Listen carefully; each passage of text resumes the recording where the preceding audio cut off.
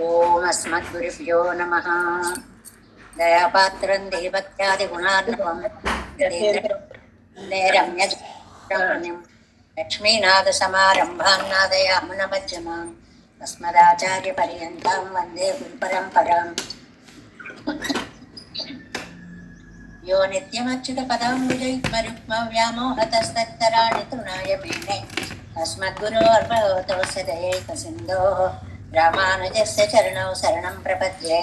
మాతాపితా యోతయస్తనయా విభూతిః సర్వం యదేవ నేమేన మదన్వయానాం ఆద్యస్య నః కులపతైర్ముకులాభిరామం శ్రీమత్తదంగ్రీగళం ప్రణమామి మూర్ధ్నా.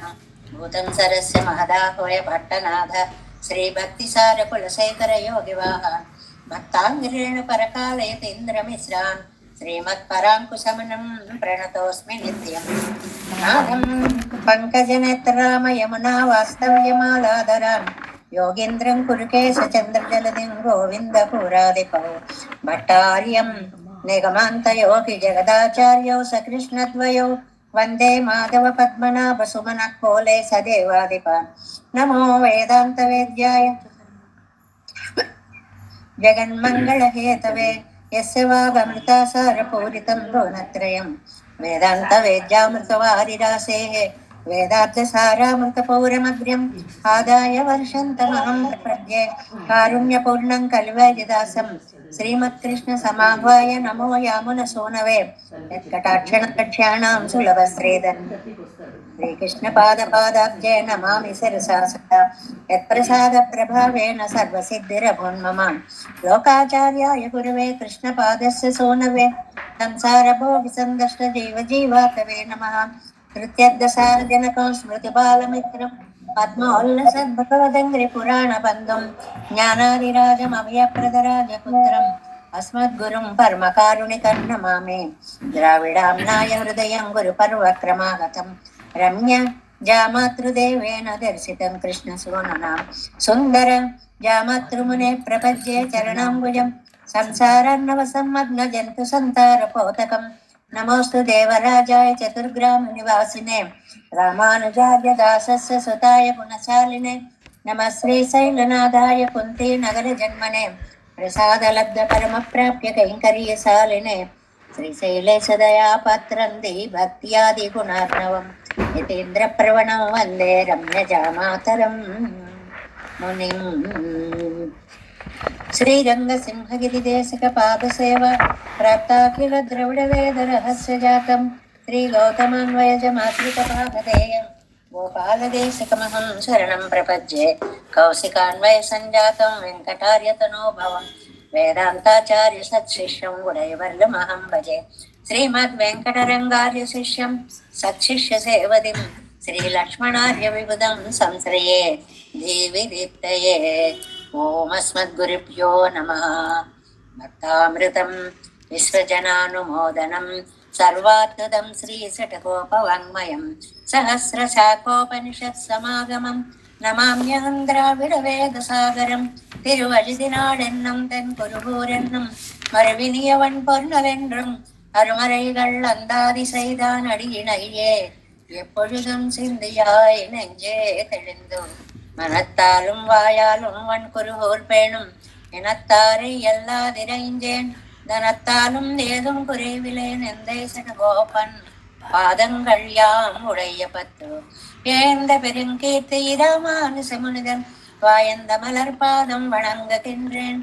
ஆயந்த பெரும் சீரார் சடகோபன் செந்தமிழ் வேதம் தரிக்கும் பேராத உள்ளம் பெறா வாம் திகழும் சோலை மதிலரங்கள் வன்புகழ் மேல் ஆன்ற தமிழ் மறைகள் ஆயிரமும் என்ற முதல் தாய் சடகோபன் மயம்பாள் வளர்த்த இதத்தாய் மானுசன் மிக்கவிரை நிலையும் மெய்யாமுயல் நிலையும் தக்க நெறியும் தடையாவி தொக்கியலும் ஊழ்வினையும் வாழ்வினையும் ஓதும் குருவை அருகோன் யாழினிசை வேதத்தியல். நம்மாழ்வார் திவ்ய திருவடிகளே சரணம். எம்பெருமானார் திவ்ய திருவடிகளே சரணம். ஜீயர் திவ்ய திருவடிகளே சரணம். ஓம் அஸ்மத்குருப்யோ நமः. జై శ్రీమన్నారాయణ. భాగవత గోష్ఠికి దాసోహాలు సమర్పిస్తూ మనం తిరువాయిమొഴి దివ్య ప్రబంధంలో ఇప్పుడు మనం 3వ తిరువాయిమొழிలో ప్రవేశిస్తున్నాం. శ్రీనివాసుడు కాసేపు తిరుమలలో మనస్సుని అలాగా పయనింప చేద్దాం. ముందుగా పాసురాన్ని అనుసంధానం చేసుకుందాం. ఈ పాసురాలు చదవడంలో ఒత్తులు అవి చాలా కరెక్ట్గా ఉండాలి. చెయ్యవేండం ఒకటి, చెయ్యవేండం ఒకటి, చెయ్యాలని అనుకుంటున్నాను అంటే చదవడంలోనే అర్థం వచ్చేసేలాంటి భాష ఆళ్వారిది. ఎజిల్లు కొళ్ళు, ఇల్లు, ఎజికొళ్ళని స్పీడ్లో చదివేస్తాం.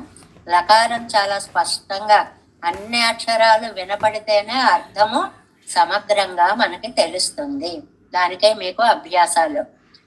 ஒழிவில் காலமெல்லாம் உடனாய் மன்றி வழுவிலா அடிமை செய்ய வேண்டும் நாம் தெகிகுரல் அருவி திருவெங்கடத்து எழில்கள் சோதி எந்தை தந்தை தந்தைக்கே ஒழிவில் காலமெல்லாம் உடனாய் மன்றி வழுவிலா அடிமை செய்ய வேண்டும் நாம் தெளிகுரல் அருவி திருவேங்கடத்து எழில்கள் சோதி எந்தை తందై తందైకే.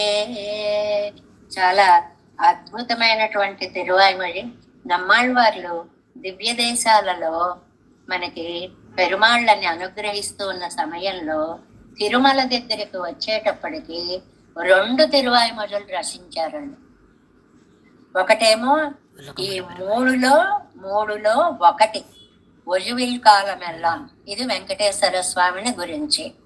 మళ్ళీ 6లో 10 దగ్గరికి వెళ్ళేటప్పటికి ఉలగముండ పెరువాయ ఉలప్పిల్ కీర్తియమ్మ అనే ఆ పాసురాలు అద్భుతంగా ఉంటాయి. అక్కడ కూడా స్వామిని తిరుమల ఎలాగైతే 2 పదుల్లో చెప్పారు, ఇటు కిళరుడలి అని చెప్పారు, అక్కడ చెప్పారని చెప్పుకున్నామో అలాగే వెంకటేశ్వర స్వామిని గురించి కూడా 2 తిరువాయిమొഴുలు మనకి అనుగ్రహించారు అని ముందుగా ప్రతిపదార్థం చెప్పేసుకుని అప్పుడు వ్యాఖ్యానంలోకి ప్రవేశిద్దాం. ప్రతిపదార్థం. ఒழிవిల్ ముందు కొండ ఎలాంటిదో వర్ణిస్తున్నారండి. తెజికురల్ అరువి 2వ పాదంలోది, అంటే 3లోది, చిన్నగా 4గా రాస్తే 3 అవుతుంది. తెజికురల్ అరువి గంభీరంగా శబ్దం చేస్తుంటాయి సెలయేళ్ళు. నడకదారిన వెళ్ళిన వాళ్ళకి మరీ ఆనందంగా కనపడతాయి. బస్సుల్లో వెళ్ళినా కూడా ఆ జలపాతాల సౌండ్స్ మనకి అక్కడక్కడ, ఇంకా ఇప్పుడు తగ్గాయి చాలా మటుకు. ఒకప్పుడైతే అలాగ గంభీర స్వనము అనేటువంటిది ఈ పాసురానికి తగ్గట్టుగా నాదాలు, మధుర నాదాలు, సెలయేళ్ల గలగలలు వినిపించేటువంటి అరువి కొండవాగులు కల తిరువేంగడత్తు తిరుమలయందు. నమ్మాళ్వార్లకి తిరుమలను తలచుకోగానే ఆ కొండల మీద నుంచి జలజల ప్రవహించేటువంటి కొండవాగులు గుర్తొచ్చాయి. ఎజిల్ కొల్ సోది, ఎంత సౌందర్యమూర్తి అండి. సోది అంటే జ్యోతి, తేజో విగ్రహ స్వరూపుడు అనమాట. ఎందై తందైకే, నాకే కాదండి మా వంశంలో అందరికీ అందరికీ అందరికీ. అది మనకి పల్లాండ్లో వస్తుంది చూడండి. ఎందై తందై తందై తందై తమ్ము తప్పన్ ఏడుపడికాలని వస్తుంది కదా. ఇప్పుడు మనకి కులదైవం వెంకటేశ్వర స్వామి ఉన్నాడు. మనకి, మన తండ్రికి, మన తాతగారికి, మన ముత్తాత గారికి, వారి ముత్తాతలకి, అలా ఎన్ని తరాల నుంచో కులదైవం అనడానికి ఎందై తందైకే. అలాంటి ప్రభువైన శ్రీనివాసుడికి నా మేమేం చేయాలో తెలుసా? ఒழிవిల్ కాలమెల్లాం, ఒழிవుయిల్ విచ్ఛేదము లేని, కాసేపు చేసి కాసేపు ఆగి మళ్ళీ మొదలుపెట్టి, అలా కాదు, అలా చేస్తూనే ఉండాలి. మధ్యలో గ్యాప్ అనేటువంటిది రాకూడదనే అర్థం. ఒழிవుయిల్ కాలమెల్లాం, కాలమంతా ఉడనాయి మన్రి కూడి ఉండాలి. ఆ స్వామిని దర్శించుకుంటూ ఉండాలి. ఆయన ఏ భంగిమలో ఉన్నా ఆయనకు సేవ చేస్తూ ఉండాలి. ఇవన్నీ వ్యాఖ్యానంలో వస్తాయి. మళ్ళీ వజువిలా ఒక్కటి కూడా మానకుండా అడిమై చెయ్య వేండం, అన్ని సేవలు నేను చెయ్యాలి.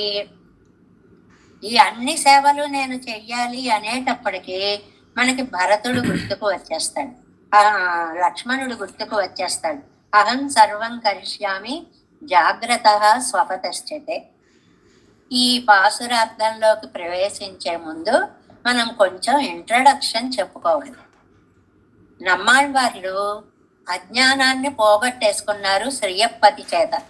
మొట్టమొదటి పాసురంలో వచ్చింది, మయర్వర మదినలం అరుళినన్ యవనవన్.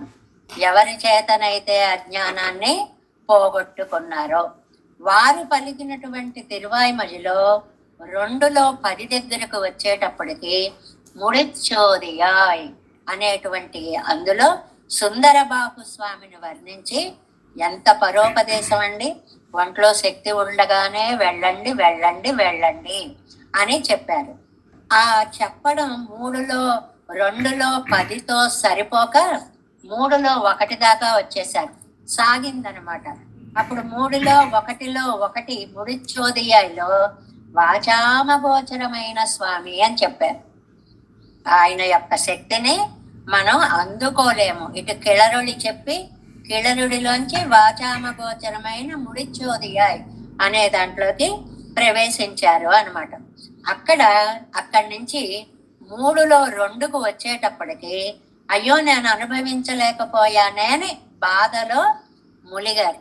అలా ములిగేటప్పటికి స్వామి ఏం చేశారు, 8 వరకే అలా అనుకున్నారు, 9లో బాధలో ములిగారు అని రామానుజులు చెప్పుకున్నారని చెప్పారు వ్యాఖ్యానం అని మనం అక్కడ చెప్పుకున్నాం. 10లో దర్శనం ఇచ్చారు. ఏ దర్శనం ఇచ్చారు, నాయన నేను తిరుమలలో వెంచేసి ఉన్నాను, మీ కోరిక అంత గొప్పది కదా, మీరు తిరుమలకు వచ్చి నన్ను సేవించుకోండి. ఏమిటి తిరుమలకి రావడంలో గొప్ప, ఏ పరమపదనాథుణ్ణి మీరు దేహం వదిలిన తరువాత సేవించుకోవాలని అనుకుంటున్నారో ఆ పరమపదనాథుడే తిరుమలలో ఉంటే ఈ దేహంతోనే సేవించుకోవచ్చు. మీకు అంత అవకాశం కల్పించాం.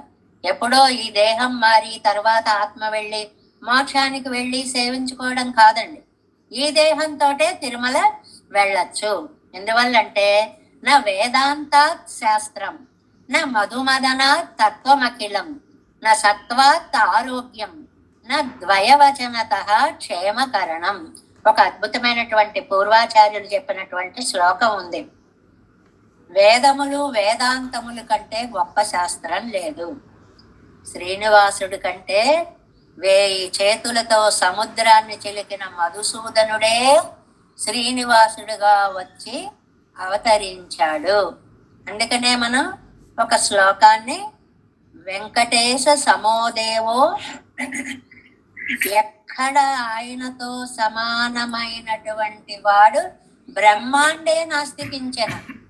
ఎక్కడ కాక మొత్తం బ్రహ్మాండంలో ఎక్కడా లేడు. ఎందుకండి, వెంకటాద్రి సంస్థానం బ్రహ్మాండే నాస్తికించన. వెంకటాద్రితో సమానమైనటువంటిది ఒక అత్యద్భుతమైనటువంటి కలియుగ వైకుంఠ స్థానం వెంకటేశ సమోదేవో నభూతో న భవిష్యత్. ఆయన అలాంటి క్షేత్రం గాని అలాంటి పెరుమాళ్ళు గాని ఎక్కడా మనకి కనపడరు. నా సత్వాత్ ఆరోగ్యం, ఆరోగ్యంగా ఉండాలంటే ఒక చిన్న స్టేట్మెంట్ ఇచ్చేశారు, ఎంత పెద్ద అర్థమోనండి అందులో.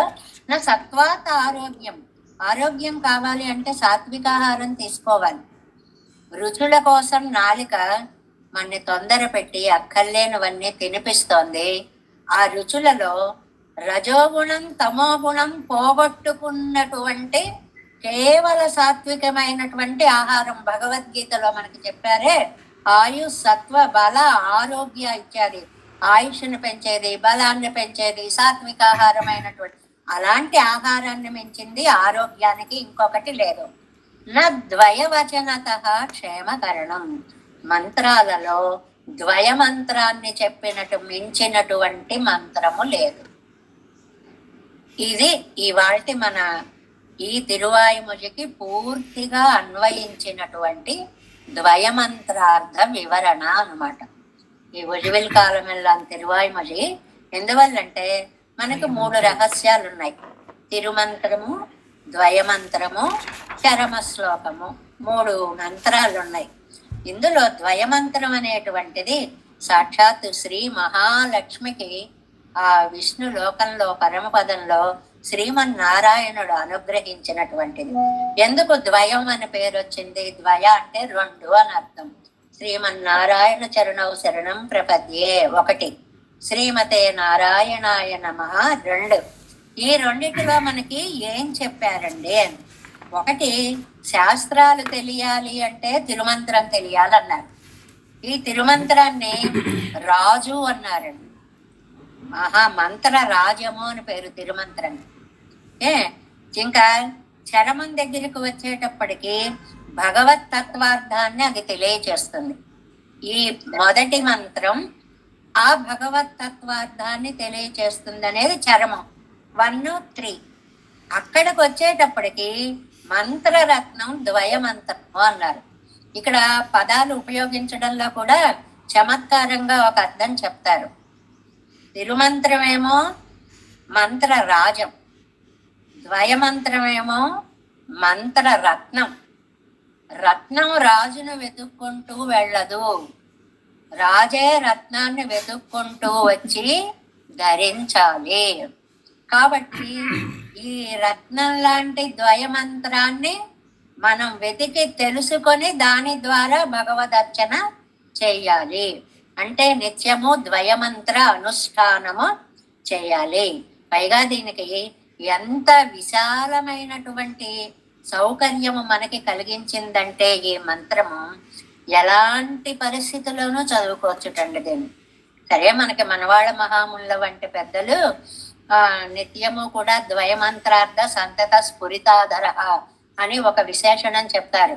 ఆయన అలా కూర్చుని ఉన్నా కూడా ఆ ఉచ్చరించేవి 2 రకాలు ఉంటాయి. పైకి శ్రీమన్నారాయణ చరణం అని పైకి వినపడేలా చదవడం, 2వది జపం ఉంటుంది, పెదాలు కదులుతూ ఉంటాయి.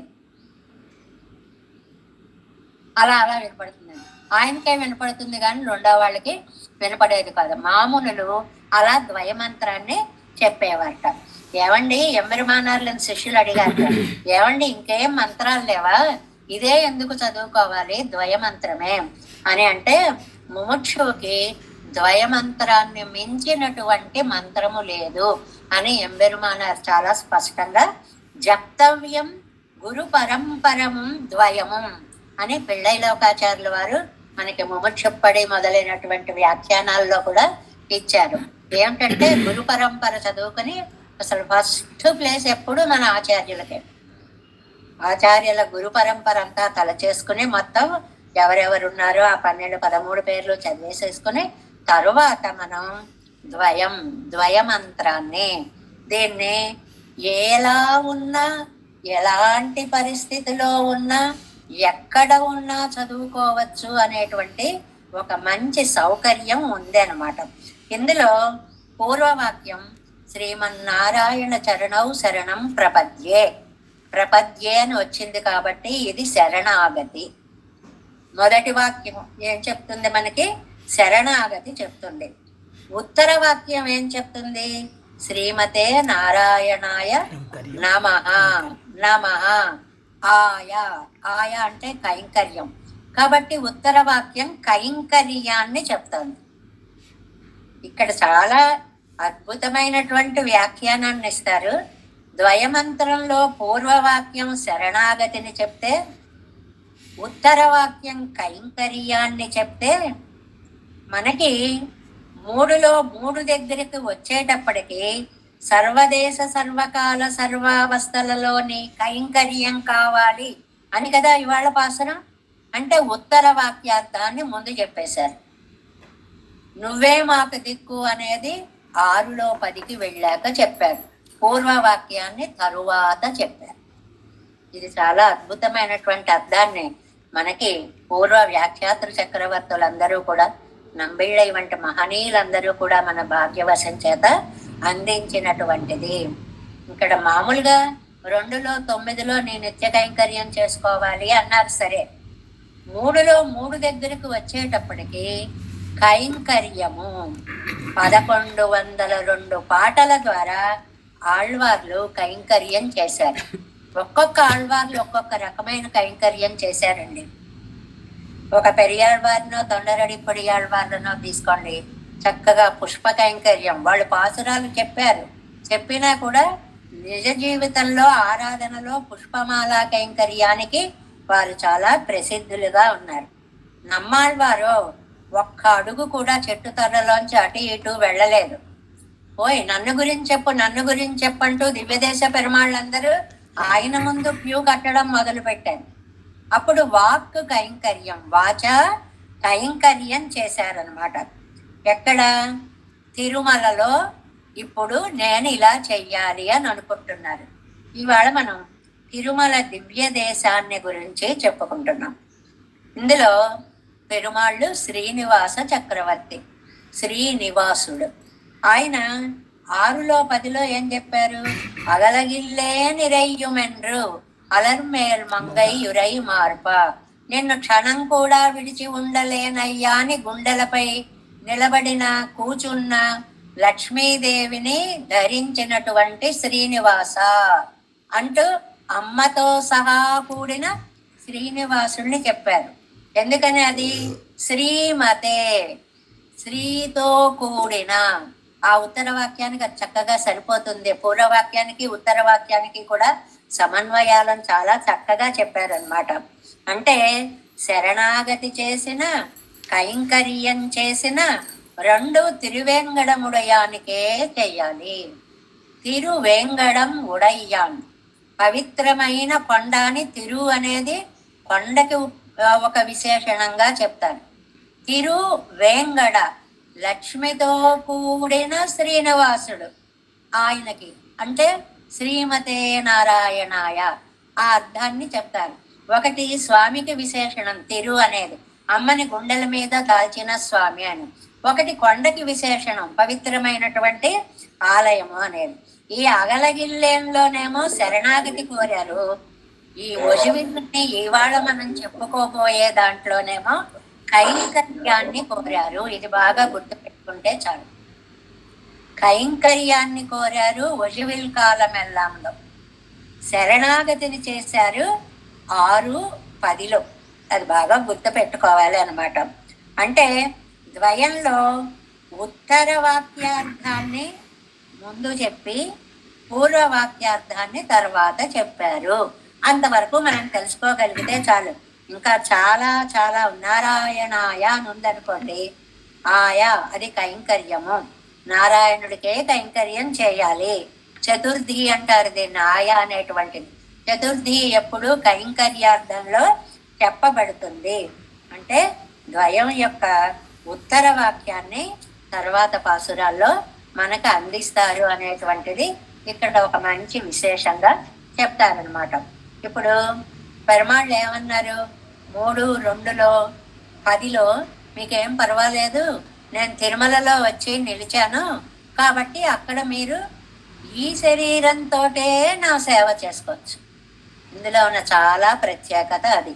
ఎందుకంటే ఆ వైకుంఠమే శ్రీ వైకుంఠ విరక్తాయ స్వామి పుష్కరిణీ తటే రమయ రమమాణాయ వెంకటేశ్వర.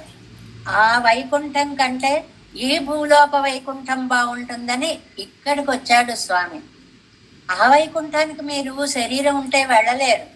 ఈ వైకుంఠం చూడండి ఎంత అదృష్టవంతులో. ఈ దేహంతో వెళ్ళి చక్కగా సేవించుకోవచ్చు అనేటువంటిది అన్ని ఒక్కొక్కటే చెప్తూ వస్తారన్నమాట.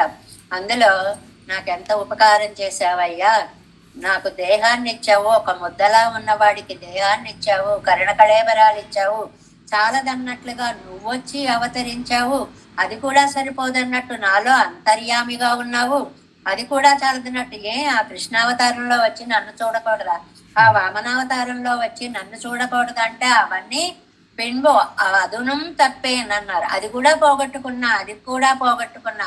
అయ్యో నా ఇంద్రియాలకి శక్తి చాలలేదే అంటే ఈ దేహంతో రండి, మీ ఇష్టం వచ్చినట్లు సేవించుకోవచ్చు అని తిరుమలలో ఉన్నటువంటి సమాధానాన్ని వెంకటేశ్వర స్వామిని మన కళ్ళ ముందు నిలిపారు అనేటువంటిది.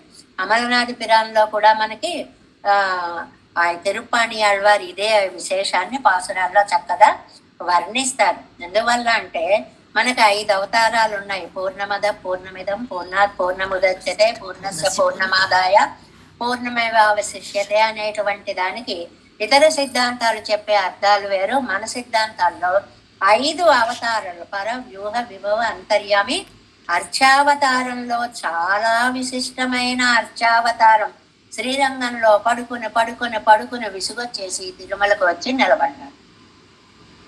అది ఇక్కడ నిలబడి నిలబడి నిలబడి విసుగు రాదు ఆయనకి.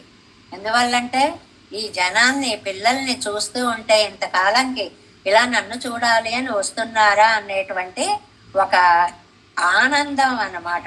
అలాంటిది అక్కడ మనం మోక్షం వెళ్తే శోషణతే సర్వాన్ కామానని అన్ని మనం అనుభవిస్తాము అంటే దేహం ఉంటే అనుభవించలేము. ఇక్కడ అలాంటి లోటు లేకుండా సౌశీల్యం కలిసిపోయాడు. వచ్చి ఎలా కలిసిపోయాడండి? ఇక్కడికి ఎవరెవరు వచ్చారండి? అందరినీ తీసుకొచ్చేసాడు. అమ్మ వచ్చేసిందా? అమ్మ హృదయంలోనే ఉంది, ఇద్దరిని సేవించుకున్నట్లు ఒక అర్థం. పద్మావతి రూపేణ తిరుచానూరులో ఉంది, అదొక అర్థం. మొత్తానికి అమ్మవారితో విశిష్యుడై ఉన్నటువంటి స్వామి. ఇదిగో మేము ఇక్కడికి రావాలి అని అంటే గరుత్మంతుణ్ణి మా క్రీడాద్రిని తీసుకునిరా అంటే తీసుకొచ్చాడు. కాబట్టే దానికి గరుడాద్రి అనే పేరు వచ్చింది అనేటువంటిది కూడా మనం పేర్లు చెప్పుకునేటప్పుడు చెప్పుకుంటాం. ఇక్కడ ఈ విషయం అంతా కూడా మనకి వ్యాఖ్యానంలోకి వెళుతూ చెప్పుకుంటూ వెళ్ళచ్చు. కానీ ఒక్కసారిగా తిరుమల యొక్క వైశిష్ట్యాన్ని, దివ్యదేశ వైభవాన్ని ఎన్ని పురాణాలు కొనియాడాయండి. మనకి తెలుసున్న స్వామి, తెలుసు అనుకున్న స్వామి, తెలియడు పరిపూర్ణంగా. మనవాడే, మన కులదైవమే, మా దేవుడే అనే వరాహ పురాణం, పద్మ పురాణం, గరుడ పురాణం, బ్రహ్మాండ పురాణం, మార్కండేయ పురాణం, వామన పురాణం, బ్రహ్మోత్తర పురాణం, స్కంద పురాణం, ఆదిత్య పురాణం, భవిష్యోత్తర పురాణం, ఇన్ని పురాణాలు పొగిడాయండి వెంకటేశ్వర స్వామి యొక్క వైభవాన్ని. ఇది అందుకే వెంకటాద్రి సంస్థానం బ్రహ్మాండే నాస్తి కించన వెంకటేశ సమోదేవో నభూతో నా భవిష్యతి అనేటువంటి దాన్ని. ఈ ఆలయం మనకందరికీ తెలుసు ఎక్కడ ఉంది ఏమిటి అనేది మనం చెప్పుకోక్కర్లేదు. 7 శిఖరాల మధ్యలో విరాజమానుడై ఉన్నాడు స్వామి అని. చాలా దారులు వేశారు. మన అదృష్టం కొద్దీ రోడ్డు దారి ఒకప్పుడు చాలా అడవిలోంచి వెళ్ళేలా ఉండేది, దాన్ని మార్చారు. ఇప్పుడు కూడా ఆ చిరుతలు అవి వస్తున్నాయనే భయంతో ఎంతో శ్రద్ధ తీసుకొని దారి వెంబడి అంతా కూడా కంచెలు వేసి అవి చేసి ఇవి చేసి ఆ నడకదారి ఆ మెట్లకి అలాగ దండాలు పెట్టుకుంటూ గోవిందనామాన్ని పలుక్కుంటూ అలా నడిచి వెళ్ళేటువంటి అదృష్టవంతులైనటువంటి భక్తుల్ని గురించి చెప్తూ కోటలాగా లోపల మధ్యలో ఉంటుంది. రైల్లోంచి వెడుతున్నా, బస్సులోంచి వెడుతున్నా ఆ స్వామి యొక్క దివ్యమైనటువంటి నామం మనకి జ్యోతి స్వరూపంగా చక్కగా దర్శనమిస్తూ ఉంటుంది.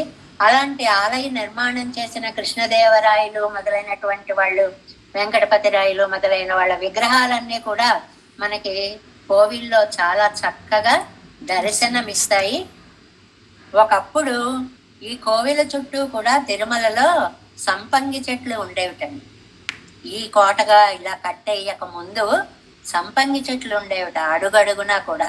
వాటి పువ్వులు అలా రాలి పడుతూ ఆ సువాసనలు స్వామివారి పాదాలను తాకుతూ ఉండేవి. అప్పుడు ఆ సంపంగి చెట్ల మార్గంలో నుంచి ప్రదక్షిణ చేసేదాన్ని సంపంగి ప్రదక్షిణం అనేవారు. నేను సంపంగి ప్రదక్షిణ, ఇప్పుడు మనం చూడండి గిరి ప్రదక్షిణం చేశామండి అని అలా ఆనందంగా చెప్పుకుంటాం. అలాగే ఒకప్పుడు సంపంగి ప్రదక్షిణం చేశాము అని. ఆ తర్వాత పెరుమాళ్ళ ఆలయం కొంచెం వెనక్కి వెళితే పూలబావి అని ఒకటి ఉంటుంది. ఆ పూలబావిని కూడా ఇప్పుడు పూర్తి చేశారు, మనకి ప్రత్యేకం కనిపించట్లా, వెనక్కి ఎక్కడో ఉంది. ఇది రామానుజుల వారు ఏర్పాటు చేసినటువంటి బావిలాగా చెప్తారు. ఇక్కడ విమాన ప్రదక్షిణం చేస్తాం కదండి, మనం చుట్టూ ఇలా ఒక్కసారి అలాగా తిరిగి వస్తాం. అక్కడ పోటు గదులు అని ఉంటాయి. మొదట అంటే ప్రసాదాలన్నీ చేసేటువంటి ఒక అద్భుతమైనటువంటి స్థలం. అది మనం చూస్తే దానికి ఆవిడ తల్లి ఒకళాదేవి నిర్వహణలో అవన్నీ జరుగుతాయి అనేటువంటి విషయాన్ని చెప్తారనమాట. ఈ విమాన ప్రదక్షిణలోనే విమానము అంటే ఆ లోకం నుంచి ఈ లోకంలోకి తీసుకొచ్చినది జనులకి కనపడకపోవడం వల్ల కనపడేలాగా ప్రత్యేకంగా ఎత్తుగా కట్టినటువంటి అద్భుతమైన మూలవర్లకి పైభాగమున ఉండేటువంటి ఆ నిర్మాణానికి విమానము అనేటువంటి పేరుని పెడతారు. అది ఆనంద నిలయం, ఆనందానికే మూలంగా ఉంటుంది. ఆనంద నిలయాన అందాల కొలువున్నటువంటి స్వామి అని మనం ఆ పక్కన అలా ప్రదక్షిణ చేస్తూ వచ్చామనుకోండి, భగవద్ రామానుజుల యొక్క సన్నిధి. అనంతార్యులు ఉన్నారు, రామానుజుల యొక్క శిష్యులు. ఆయన గురువు గారు రామానుజుల వారు యాత్ర అయిపోయిన తర్వాత ఏం చెయ్యాలి అని అంటే, రామానుజుల వారి ఇక్కడ శ్రీరంగంలో మనకి ఎలాగైతే వేంచేప చేశారో ఇక్కడ కూడా అలా ఒక విచిత్రమైన కథ ఉందన్నమాట. ఏమయ్యా రామానుజ, ఇంతమంది నీ సిద్ధాంతంలో నీ వెంట పరిగెడుతున్నారు, నా దగ్గరికి రావేమిటయ్యా అని అడిగట వెంకటేశ్వర స్వామి. వస్తాను, మరి శిష్యుడు అడిగినట్లుగా అడిగితే గురువుగా సమాధానం చెప్తాను అన్నారు చమత్కారంగా. సరే అయితే రామానుజుల వారి సన్నిధి కొంచెం ఎత్తుగా ఉంది వెంకటేశ్వర స్వామి కంటే. అంటే గురు శిష్య సంబంధానికి గుర్తు అని మన వాళ్ళు చాలా అందంగా ఆ ఉన్నదాన్ని మనకి చెప్తారు.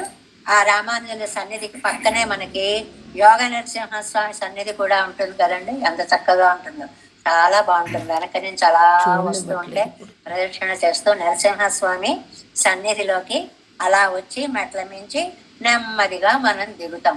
అదంతా కూడా బంగారు వాకిలి అంటారు. సుప్రభాత సేవప్పుడు ఆ తిరుమామణి మండపం దగ్గర నుంచి అలా పెరుమాళ్ళకి ఒకవేళ ప్రతిరోజు ఇది చెయ్యాలి అంటే తిరుమంజన స్నపన మండపము అని చెప్పి ఆ మండపంలోకి చక్కగా తీసుకొస్తారు. శయన మండపము అని చెప్పి అక్కడ. వీటన్నిటికంటే ముందు పెరుమాళ్ళ యొక్క ముందే పడియాయి కిడందు పడవాయి కాన్బేనే అని కులశేఖర్లు అన్నట్లుగా గడప రూపంగా కులశేఖరులు పెరుమాళ్ళని ఆశ్రయిస్తూ సేవించుకుంటూ ఉన్నారు అనేటువంటి చరిత్రను కూడా మనకి చెప్తారు అన్నమాట. ఇక్కడ పద్మపీఠం మీద నిలబడి ఉంటాడండి స్వామి. వెంకటేశ్వర స్వామిని వివివిఐపి సేవల్లో వెళ్ళిన వాళ్ళు ఇవన్నీ స్పష్టంగా చూడవచ్చు. సామాన్యులకి పూలల్లో కప్పబడి ఉంటాడు, నేత్రాలు కూడా పూర్తిగా కనపడవు. అసలు అక్కడ విగ్రహం ఉందని సేవించుకుంటే చాలు అన్నట్లుగా ఒక చూపు చూసి వచ్చేస్తాం. కానీ ఆయన పద్మపీఠం మీద ఉంటాడు. సుమారుగా 9 అడుగులు విగ్రహం ఎత్తులో ఉంటుంది, 9 అడుగుల దాకా ఉంటుంది. ఒక్క తిరుమంజనం చేసేటప్పుడే అలంకారాలన్నీ చేసేస్తారు. అదే గురువారం అయితే మనకి నేత్ర దర్శనం అయిందండి అని భక్తులు చాలా ఆనందంగా చెప్పుకుంటూ ఉంటారే, అంతా చాలా చక్కటి దర్శనము అవుతుంది. శంఖ చక్రాలను చేతిలో ధరిస్తూ వామహస్తాన్ని తొడపైన పెట్టుకుని, ఇదిగో నన్ను కొలిచినటువంటి వాళ్ళకి కష్టాలు ఈ కటివ పర్యంతమే ఉంటాయి, మీకు కష్టాలు లేకుండా చేస్తాను అన్నట్లుగా చేతిని అలాగా మల దగ్గర పెట్టుకుని ఉంటాడు అనేటువంటిది. ఎన్ని నగలు ధరిస్తాడండి ఆయన. ఒక్కొక్క రాజు, ఆకాశరాజు దగ్గర నుంచి, ఇది అసలు ఒక ప్రత్యేకమైనటువంటి విషయం.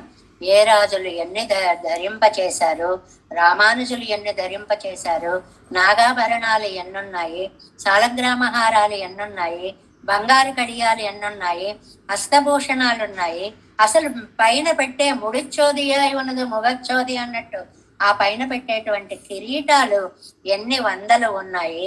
ఇందులో ఇలాంటి కొండలలో నుంచి ఊరేగింపు స్వామి దొరికాడు కాబట్టి ఆయనకి మలయప్ప స్వామి అనేటువంటి పేరు కూడా వచ్చింది అని అందుకోసం అన్నమాట. ఒక అశరీరవాణి వాక్యం వినపడిందట, ఇదిగో నేను ఇక్కడ ఉన్నాను తీసుకోండి అంటే ఆ స్వామిని శ్రీనివాసుడు ఉభయనాంచమార్లతో వేంచేసి ఉన్న స్వామిని తీసుకొచ్చారు. ఆ స్వామికి అప్పుడు దొరికినటువంటి స్వామికి మలయప్ప అని పేరు ఉండి మలయప్ప అని చెప్పి పిలుస్తూ ఉంటారు. ఇంకా ఎన్ని సేవలు అయితే చెప్పలేం. అక్కడే మనకి లోపల నవనీత చోరుడైన కృష్ణుడు కూడా ఉంటాడు. కృష్ణుడే శ్రీనివాసుడు అని చెప్పడానికి చాలా డీటెయిల్డ్గా చూసిన వాళ్ళకి ఇవన్నీ తెలుస్తాయి. ఇంకా పేర్లు ఎన్ని పేర్లు ఉన్నాయండి? శ్రీశైలవాస, శేషాద్రివాస, వృషభాద్రివాస, వెంకటాద్రీస, నారాద్రీస, వృషభాద్రివాస, వృషశైలవాస, సర్వలోకేశ. ఎన్ని పేర్లు ఎన్ని పేర్లు, ఒక్కొక్క దానికి ఒక్కొక్క అర్థం అండి. అవన్నీ ఇప్పుడు మనం చెప్పుకోము. వృషభాద్రి, వృషభుడు అనేటువంటి అసురుడు అనమాట. ఆయన నా పేరు ఈ కొండకి పెట్టు అని చెప్పి మరణించాడు. ఆయన చేతిలో మోక్షాన్ని పొందాడు కాబట్టి వృషభాద్రి అనే పేరు వచ్చిందంటారు. అంజనాదేవి తపస్సు చేసింది పుత్రుడు కావాలని. ఆంజనేయ స్వామి అక్కడ అవతరించాడు కాబట్టి అంజనాద్రి అంటారు. శేషాద్రి అని, శేషుడికి వాయుదేవుడికి ఒకసారి పోటీ వచ్చింది. నువ్వు గొప్ప నేను గొప్ప, ఎవరం గొప్ప అని దెబ్బలాడుకున్న సమయంలో వీళ్ళిద్దరి పోటీకి లోకమంతా కూడా హడిలిపోయిందనమాట. వాయువేగానికి ఒక మేరు పర్వత శిఖరం వచ్చి తిరుమల కొండగా ఇక్కడ మారింది అనేటువంటిది. అంటే శేషుడు తీసుకొని వచ్చి శేషాకారంలో ఉంటుంది. దీనికి ఒక్కొక్క పురాణంలో ఒక్కొక్క గాథలు వేరువేరుగా చాలా గాథలు ఉన్నాయనుకోండి. ఆదిశేషుని రూపంలో ఉండడం వల్ల శేషాద్రి అని. సరే, గరుడాద్రి అంటే మేము భూలోకంలో విహరించడానికి వెళుతున్నాము కాబట్టి ఎవరు? వరాహమూర్తి అనమాట. భూదేవి విష్ణుమూర్తి అనమాట వరాహ రూపంలో. మాకు ఒక రూపాన్ని కల్పించమని అడిగితే అప్పుడు క్రీడా పర్వతాన్ని తెచ్చాడు కాబట్టి అది గరుడాద్రిగా ఉండి, ఇంకా వెంకటాద్రి అంటే వేం కట, వేం అంటే పాపాలు, కట అంటే పోగొట్టేది, అన్ని పాపాలను పోగొట్టేది కాబట్టి ఇక్కడ ఎంతో మంది భక్తుల యొక్క కథలు అనుభవాలు కూడా మనకి తెలుస్తూ ఉంటాయి. గోవింద నామస్మరణ చేస్తూ పైకి వెళ్ళినటువంటి భక్తుడికి తన పాపాలన్నీ పోయి రోగాలన్నీ పోయి ఎలాగా మంచి ఆరోగ్యం కలిగింది అనేటువంటి దాన్ని ఆ వెంకటాద్రి అనేటువంటి నామ సార్థక్యానికి చెప్తారు. ఇంకా నారాయణాద్రి అనేటువంటిది, నారాయణుడు అనేటువంటి ఒక ఋషి తపస్సు చేయడం వల్ల నారాయణాద్రి అయింది. ఇంకా ఎన్ని తీర్థాలు ఉన్నాయో చెప్పక్కర్లేదు. అన్నిటిలోనూ మనకి స్వామి పుష్కరిణి అనేటువంటిది చాలా ప్రసిద్ధమైనది. తర్వాత కొంచెం అవతలకు వెడితే మనకి ఆకాశగంగ ఉంది, పాప వినాశనం ఉంది, అన్నీ ఉన్నాయి.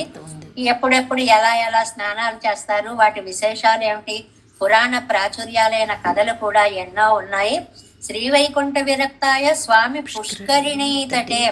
ఈ స్వామి పుష్కరిణి అనేటువంటిది ఎవరిదో వారిది వీరిది అని వేరే వేరే అర్థాలు చెప్తుంటే కాదండి, ఇది స్వామిది అని. స్వామి అంటే ఇక్కడ శ్రీ వెంకటాచలపతి అనేటువంటి దాన్ని మనకి వామన పురాణం, భవిష్యోత్తర పురాణం, స్కంద పురాణం, వరాహ పురాణం, బ్రహ్మాండ పురాణం, అసలు పురాణాలు వెంకటేశ్వర స్వామిని స్తుతించకపోతే వాటికి సార్థక్యం లేదు అన్నట్లుగా మనకి అష్టాదశ పురాణాలని కూడా ఋషి మనకి అందించినట్లుగా అర్థం అవుతుంది. ఇంకా ఇలా చెప్పుకుంటూ వెళితే అనేకములైనటువంటి విశేషాలు తిరుమలని మనం ఎక్కడ వర్ణించగలమండి. అలాంటి తిరుమలలో నేను నిత్య కైంకర్యం చేయాలి అంటున్నారు నమ్మాళ్ళ వాళ్ళు. మనకు కావలసిన పాయింట్ అది. ఎలా నిత్య కైంకర్యం చేయాలి? ఒజివిల్ కాలం ఎల్లాం, విచ్ఛేదము లేని కాలమంతా ఉడనాయ్ మండ్రి, ఆయనతో కలిసి ఉండే, వజువిలా అడిమై, ఒక్కటి విడిచిపెట్టకుండా చేసే సర్వవిధ కైంకర్యాలు చేయాలి. అంటే ఈ పాసురంలో మనకు ఒక మాట చెప్పారు, సర్వదేశ సర్వకాల సర్వావస్థలలోనూ నేను నీ సేవ చెయ్యాలి అనేటువంటిది అన్నమాట. దాన్ని ఇప్పుడు మనం వ్యాఖ్యానంలోకి ప్రవేశిద్దాం. ఒజవిల్ కాలమెల్లాం వ్యాఖ్యానము 70వ పేజీ 7 వ్యాఖ్యానం. நிலை பத்து என்னஞ்சம் பெత్తు పెత్తదు నీడు ఎర్ ఎండ్రు. పెరుమాళ్ళు కనిపించాక నా మనస్సు నిలబడింది, నా ఆత్మ నిత్యమైంది అని అవనై కెట్టి తమ్ముడయ్య స్వరూపం పెత్తవారే పెరుమాళ్ళని చేరి తమ స్వరూపాన్ని పొందారు ఆళ్వార్లు. తమ స్వరూపం అనగానే ఎప్పుడు ఏమిటి? శేషత్వ జ్ఞానం. ఆ మాట ఇంకా మనకు అలా గుర్తుండిపోవాలన్నమాట. జీవుడి యొక్క స్వరూపం ఏమిటి? శేషత్వ జ్ఞానం. స్వరూపానురూపమాన అడిమై పెరవేణుం. నా స్వరూపానికి అనురూపమైన కైంకర్యాన్ని నేను చెయ్యాలి. ఎన్ను పారిక్కరారి తిరువాయుమొழியில் అని చెప్పారు ఈ తిరువాయుమొழிలో. అంటే సారాంశంగా ఒక్క మాట గుర్తు పెట్టుకోండి.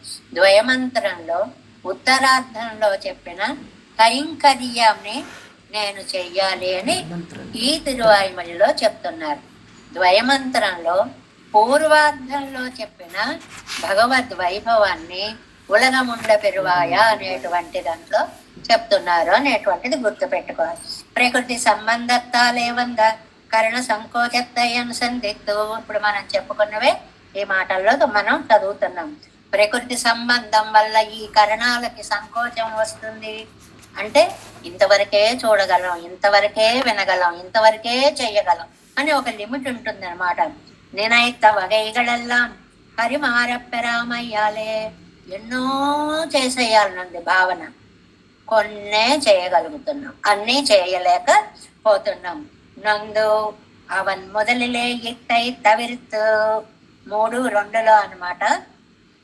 మున్నీర్ జాలం పడైతా అనేటువంటి దాంట్లో చెప్పినట్లుగా తన్నై అనుభవైకై కూరుప్పాగా భగవంతుడు తనని అనుభవించడానికి తగినట్లుగా అనేకం ఉపాయంగళై పార్తు వైతాన్.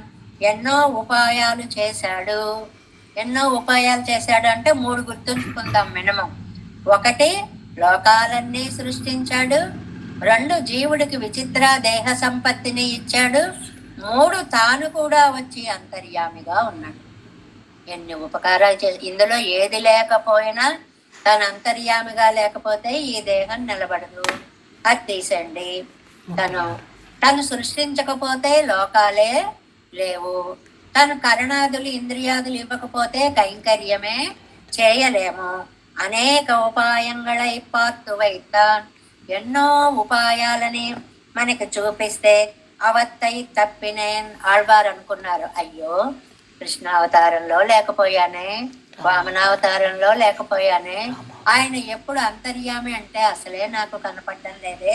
అవతారంగళై తప్పినేన్. అవతార కాలంలో లేను. అంతరాత్మతయే తప్పినేన్. అంతర్యామిగా ఉన్నటువంటి దాన్ని తెలుసుకోలేను. ఇప్పటి ఎవన్ పార్తు వైత అజిగళ ఏడయ్య తప్పినాని. ఇలా తాను చూపించినటువంటి అన్ని మార్గాలని నేను మిస్ అయిపోయాను, అర్థం చేసుకోలేకపోయాను, తప్పి నేను తెలుసుకొనలేకపోయాను. ఇని కెట్టి అనుభవిక్కై ఎన్నోరు పొరులుండో. అది 9వ పాసరంలో నైరాస్యం చెందారని చెప్పుకున్నామే, అదనమాట. నిన్ను ఎలా చేరి నిన్ను అనుభవించగలను? ఇజుందేనో ఎన్నా, ఇంక నేను నశించిపోవలసిందేనా? ఎన్ను నైరాస్యతోడే ముడి అప్పుగా. అలా నైరాస్యం అంటే ఇంక ఎలా బతకాలి ఎలా బతకాలి ఎలా బతకాలి అని బాధపడుతుంటే, వారి రాజువీర్ రండి ఆళ్వార్లు, నా ఉమక్కాగవన్రో తిరుమలైలే వందు నిల్కరదు.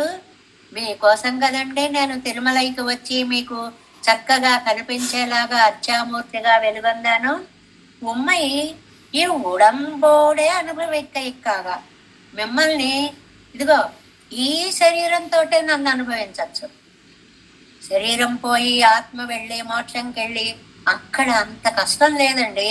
ఈ దేహంతో వెళ్ళిపోండి తిరుమలకి. మీరు ఇంగే వండు నిండ్రోమే. ఇప్పుడే ఇక్కడికే మీరు వస్తే మీరు పోయి కాణక్కడవ కాక్షి అయినా ఇంగే వందు. మీరు వెళ్ళి శరీరానంతరం సేవించాలనుకునే ఆ పరమ పదనాథుడనైన నేను ఇక్కడికి వచ్చి వందు కాట్టినోమే చూపించాను కదా. శ్రీవైకుంఠ విరక్తాయ అని మీరందరూ చదువుకున్నారు కదా. తాను మకి వడంబు నమ్ ఓట్టై అనుభవిత్తుకు విరోధియం అండ్రు కాణం. చాలా అందమైనటువంటి మాటనొకటి చెప్పాడు స్వామి. ఏమిటంటే మీరేమనుకుంటున్నారంటే ఆళ్వార్లు, మనిషికి ఓ గుణం ఉందండి, ప్రతీది నెగిటివ్ థింకింగ్. ఇది మనకు ఉపదేశం అన్నమాట. ఏది ఒకళ్ళ గురించి మంచి అనడానికి మనస్సు ఒప్పుకోదు. ఏదో చేశాడు, పని పాఠాలు తిరుగుతున్నాడు, చేస్తాడు, చేయడానికి ఏముంది. ఇలాగ ముందు చెడంతా ఆనుకొని ఆనుకొని ఆనుకొని కుదరకపోతే మంచిలోకి వస్తాం. అలా ఎప్పుడు మీరు రెండవ వైపు ఆలోచించకండి, విపరీతార్థ ప్రతిపాదన చెయ్యకండి, పాజిటివ్ థింకింగ్ అలవర్చుకోండి. ఈయనకేమిటి నెగటివ్ థింకింగ్? అయ్యో ఈ దేహం ఇచ్చావు గాని దేనికి శక్తి చాలదు, దీంతో నిన్ను పరిపూర్ణంగా చూడలేకపోయాను. ఆడవారు అలా అనుకోకండి, అది తప్పు తప్పు. విరోధియం అండ్రు కాను. మీకు ఎందుకు ఇచ్చాను? శరీరం ముద్దలా పడి ఉంటే మీరేం చేయలేకపోయారు. దేహం ఇచ్చాను, ఇంద్రియాలు ఇచ్చాను, వాక్ ఇచ్చాను, నోరారా గోవిందనామని చెప్పచ్చు కదండి. చాలదు చాలదు అంటారు ఏంటండి? ఇచ్చిన దానికి తృప్తి పడకుండా మీరు తాము కరణ సంకోచానుసంధానత్తాలైన పడగిరీరాగి ఏం కరణాలకి శక్తి లేదు శక్తి లేదు శక్తి లేదని ఓ దుఃఖపడిపోతున్నారు ఎందుకండి? మొదలలే ఇది ఇల్లాధారం. అసలు మీకు ఇలా దేహం ఇచ్చానా, ఈమె ఇలాంటిది లేని వాళ్ళు, కరణ సంకోచం లేని నిత్యసూర్యులున్నారే, నమ్మ అనుభవిక్కం పోదుపడం పాడిదు కాణం, వాళ్ళు కూడా నన్ను పూర్తిగా అనుభవించలేరు. మీరేదో ఒక నా దగ్గర 100 రూపాయలు లేవు, వెళ్ళలేకపోయాను అని ఒక మనిషి అనుకున్నాడు అనుకోండి, అమ్మ 100 రూపాయలు లేనివాడు కాదు, కోటీశ్వరుడు కూడా అక్కడికి వెళ్ళలేడు. అంటే ఎలా ఉంటుందో అలాగే మీకు ఇంద్రియ శక్తి చాలక మిమ్మల్ని నన్ను సేవించుకోలేకపోయాను అనుకుంటున్నారే, కాదు కాదు, అది మీ తప్పు కాదు. నా మహాత్మ్యం అంత గొప్పది, నన్ను నిత్యసూరులు కూడా తెలుసుకోలేరు. అడుగడుగున 7 కొండల వాడి యొక్క వైభవాన్ని ఎవరు వర్ణించగలరు, ఎంతని వర్ణించగలరు? కాబట్టి మీరు బెంగపడకండి అనేటువంటి విషయాన్ని ఆళ్వార్లు ఈ పాసురంలో చెప్తున్నారు. ఇది చాలా అద్భుతమైనటువంటి వ్యాఖ్యానం కలిగి ద్వయమంత్రార్థ సారంగా ఉన్నటువంటి పాసురము. తర్వాతది ఒజువిల్ కాలమెల్లాం உடனாய் மன்றி வழுவிலா அடிமை செய்ய வேண்டும் நாம் தெழிகுரல் அருவி திருவேங்கடத்து எழில்கள் சோதி தந்தை தந்தை தந்தைக்கே தேவேசம் கோலநாதம் நதஹித மனசம் பத்மநாபன் ரமேசம் లోకార్యం కృష్ణయుగ్మేన చ నిగమశిరో యోగి భట్టారకౌ చ గోవిందం పూరణాదేన చ సహ కురు కేశేందు సింధుం యతీంద్రం మాలాదృద్యామునార్యో మమహృదిని దదే రామ పద్మాక్షనాదం తిరువరుణ్మాల్ సేన మొదలి నాదముని శేషటగోపన్ నాదమని సేరియకొండార్ மணக்கால் நம்பி சென்றாமாட வந்தார் புதுமாலாதரர் குருகை பிறார் கம்பாமெ திராசர் கோவிந்தர் பூரேசர்